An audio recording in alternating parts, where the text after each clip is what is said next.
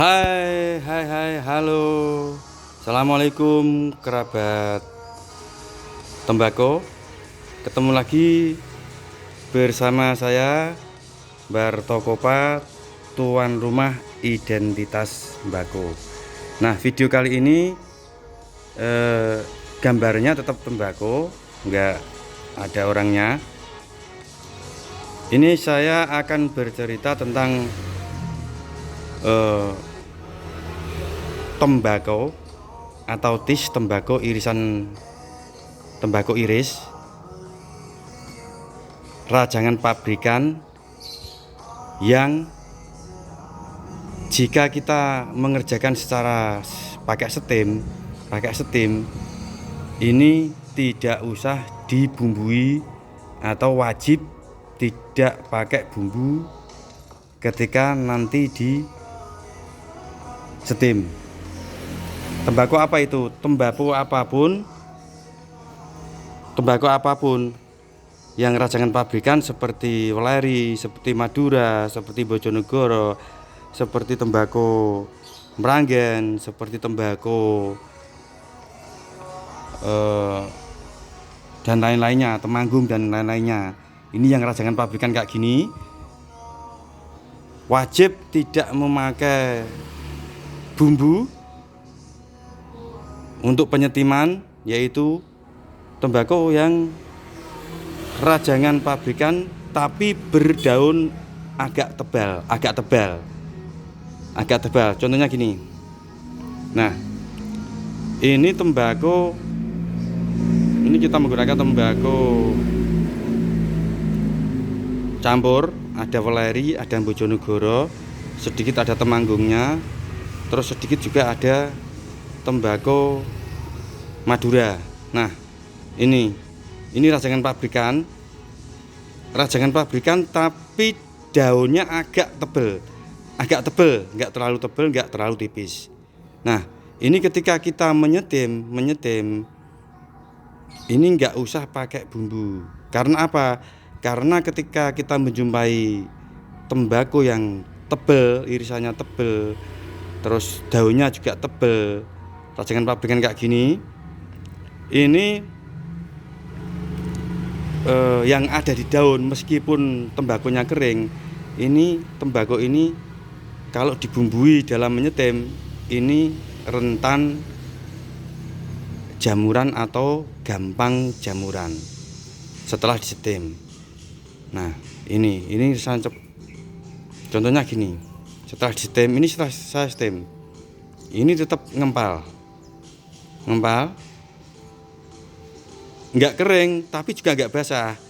Tapi kita kudu pandai ketika kita menjumpai tembakau kayak gini, tembakau yang daun tebal, rajangan pabrikan kayak gini, ini kita mesti ekstra hati-hati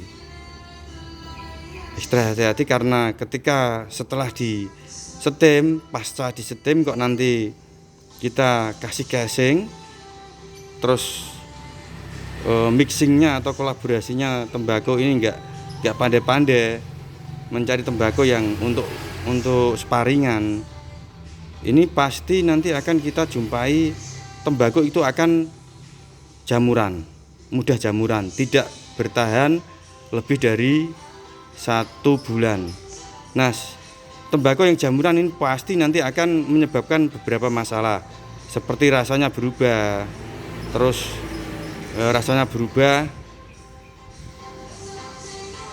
kadar kimia yang kita semprotkan nanti jika juga akan pudar, terus nanti intinya merusak tembakau.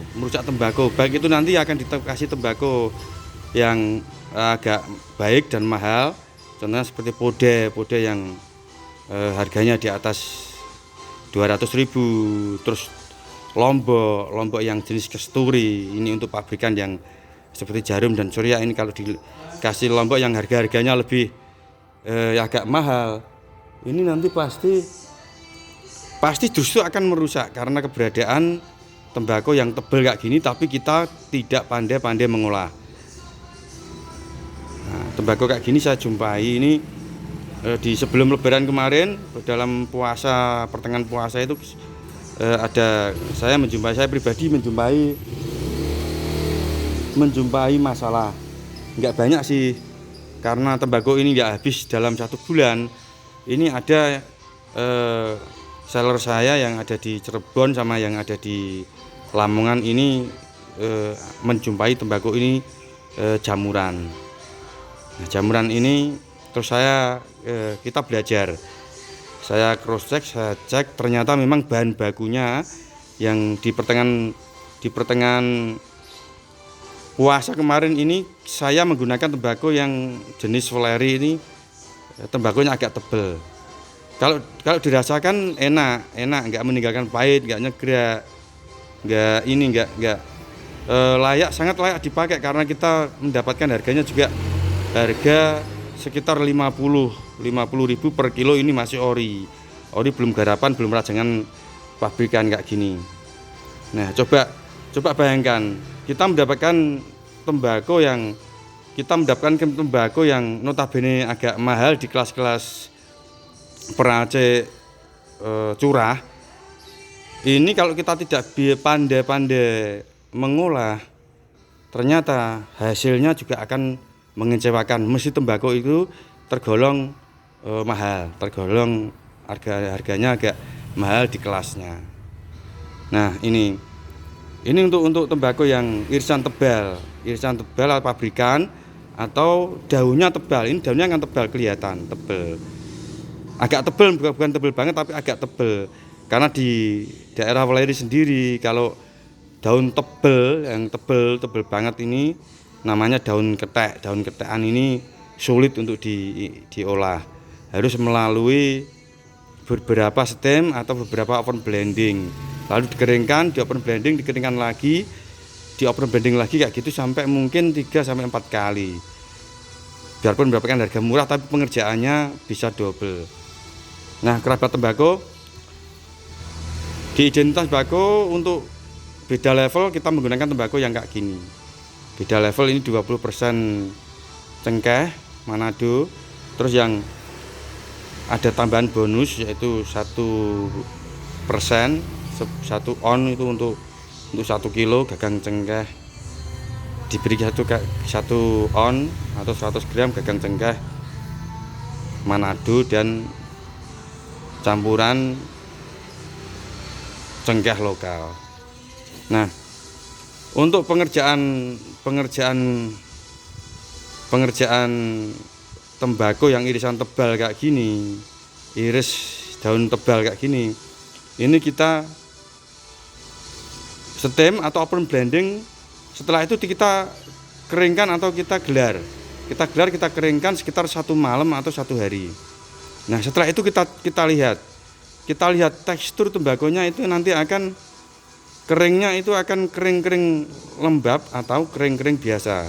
Ini kita harus pandai. Terus kita linting. Nanti kekurangannya itu di apa? Kalau kira-kira tembakau yang habis stem yang daun tebal kayak gini, ini membutuhkan sentuhan casing apa enggak?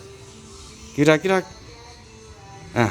kalau menggunakan tetap kita kasih casing yang enggak usah banyak-banyak karena ini sudah layak atau sudah mumpuni, tidak menggunakan casing banyak. Tapi kalau pabrikan wajib memakai saus. Demikian video kali ini. Besok kita akan menuntaskan video yang akan datang, kita akan menuntaskan tentang proses penyetiman.